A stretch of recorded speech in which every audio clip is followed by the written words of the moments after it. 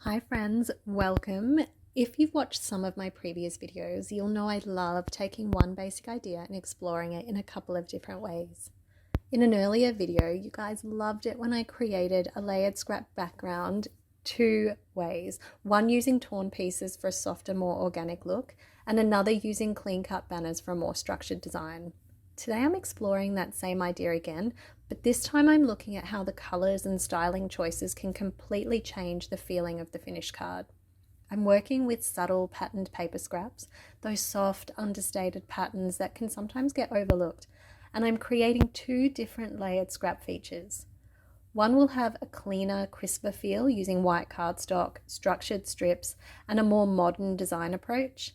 The other will lean into softer vintage layers using warmer tones, vanilla cardstock, and a more relaxed placement for a gentler layered look. Over time, I've collected quite a few patterned paper scraps in soft neutral tones. Here I've pulled out lots of gentle blues, soft browns, and patterns that are quite understated. Individually, these might not look like much, but I love seeing how they can work together to create something with a little more impact. I've started by sorting through my scraps and grouping them into two color directions. For my cleaner version, I'm choosing blues that have a fresher feel. These patterns have more white mixed through them, which helps create that crisp, lighter appearance. For my softer vintage version, I've chosen blues with warmer vanilla tones running through the patterns. They have a slightly more muted, layered feel and work beautifully with a warmer color palette. So although both collections are made from subtle patterned papers, changing the different backgrounds and the way the patterns are combined creates two completely different moods. Now that I have my two color collections sorted, I'm pairing them with two different cardstock backgrounds. For the cleaner version, I'm using basic white. This helps those soft blue patterns feel fresh and bright. For the vintage version, I'm using very vanilla. The warmer background works beautifully with those softer blues and gives the whole card a more gentle, aged feel. I've created my strips by mixing and matching the different patterns, trying to create a blend where the papers work together rather than having one pattern dominate. For the vanilla version, I'm going for a more relaxed approach. I'm placing the strips down the center of the card in a more organic way. The strips are all different lengths and widths, and while they are straight, they aren't perfectly lined up. Some overlap, some sit slightly further to one side, and I trim them as I go. For the white version, I'm taking a different approach. Here I've cut all of my strips to the same width, creating a more structured center panel. The heights are still varied, but that consistent width gives the feature a much cleaner and more ordered look. Once I had my strips arranged, I decided to keep the white version quite structured.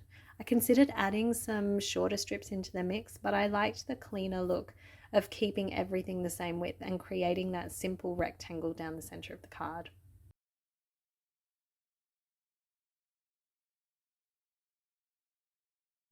Now it comes time to decorating.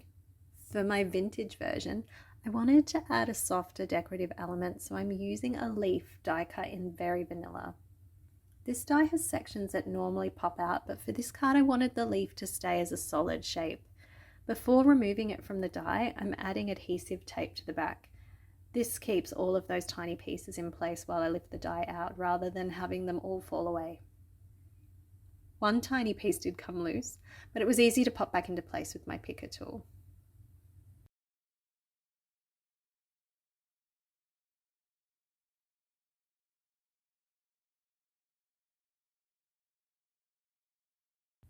Then moving back to my cleaner version, I'm using a similar idea with a floral die cut.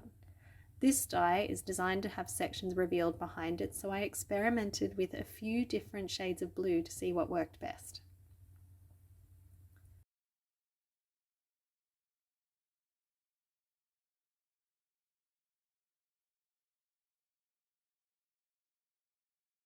I ended up die cutting the flower again from blue cardstock, and the same as I did with that vanilla leaf, I'm keeping those tiny pieces held together with tape before removing the die cut.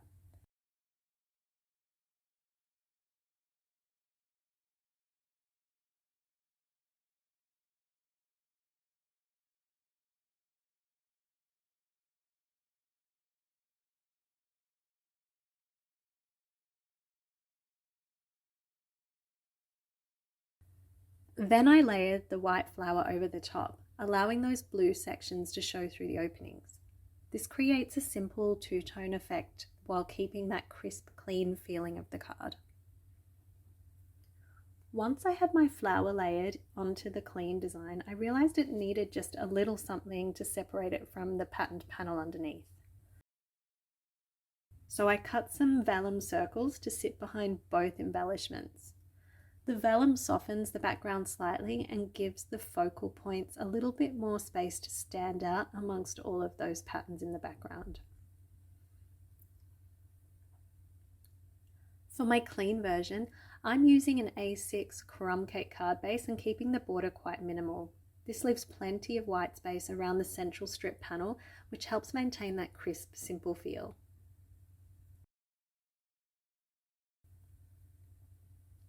For the sentiment, I decided to use black and white to create some contrast. I stamped my sentiment onto a strip of black cardstock using Versamark, then added white embossing powder and heat set it.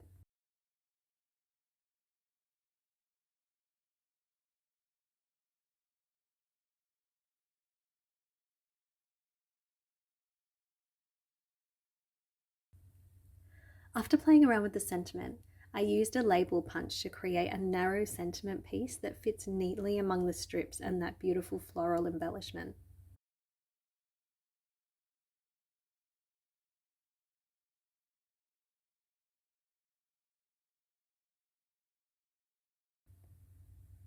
Moving on to the softer vintage version, I wanted to emphasize those layered, warmer tones. This time I trimmed my vanilla background panel down slightly so I could bring more of that crumb cake border into the design. Because the strips were already adhered, I needed to trim evenly from all sides so the central panel stayed balanced.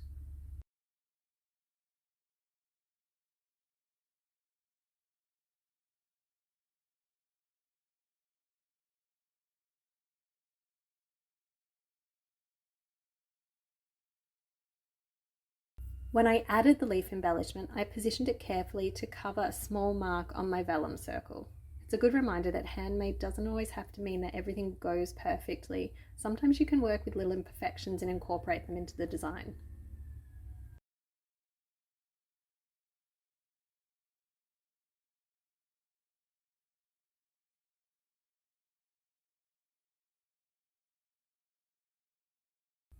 To finish this card, I added a small twine bow tucked behind the sentiment, attached the sentiment with dimensionals for some extra lift, and finished with pearl embellishments to bring everything together with that soft vintage feel.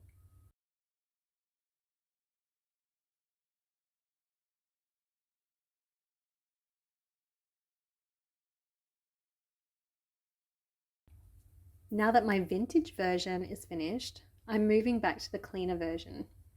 Before I adhere everything down, I decided I wanted to add a little bit of texture. I had a look through my ribbon stash and auditioned a few different options. A few of them worked really well, but I eventually settled on this white textured ribbon.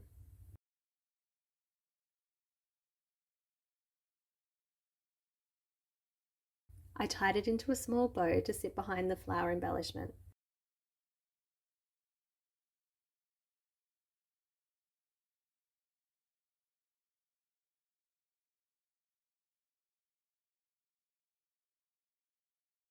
I used hair and tape to hold the bow onto the vellum, then added more adhesive behind the vellum in the areas where it would be hidden once everything was assembled.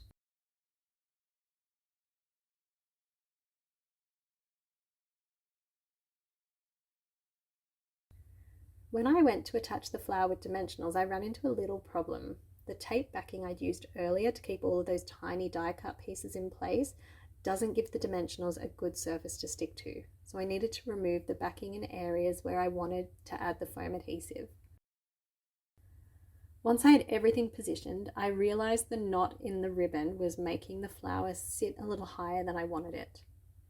So rather than starting again, I decided to make a small adjustment.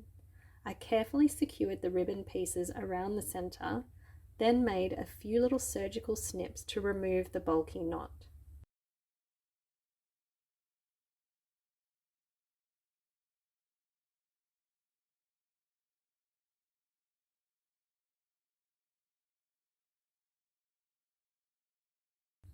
The adhesive underneath acts like the center of the bow, holding everything together, but removing that extra bulk allows the flower to sit much flatter on the card.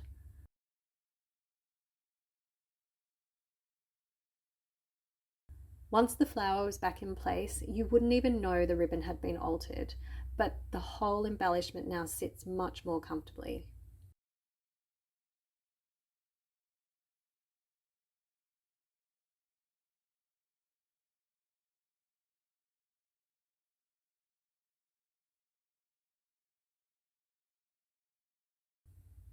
After finishing this card, I came back to it the next day and decided to try one more variation.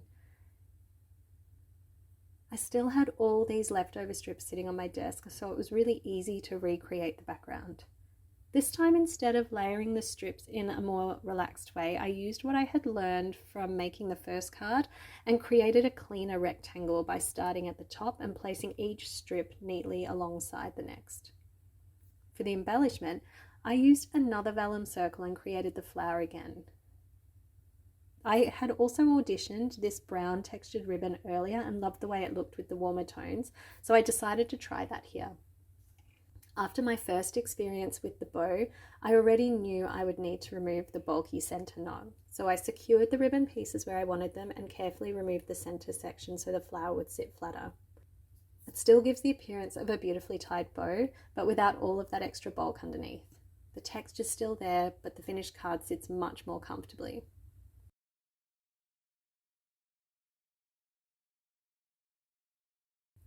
For this version, I also tried a different way of creating the flower. Instead of using adhesive tape to hold all of the tiny pieces inside the die, I used an old technique with my Big Shot and a rubber mat to emboss the die design into the cardstock rather than cutting all the way through.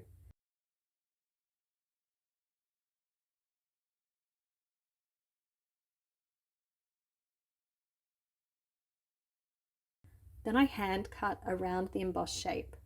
This is another option if you don't want to deal with trying to keep all of those tiny die cut pieces together, although the trade-off is that you need to fussy cut the shape afterwards. Like many things in crafting, it's really about choosing which part of the process you find easier.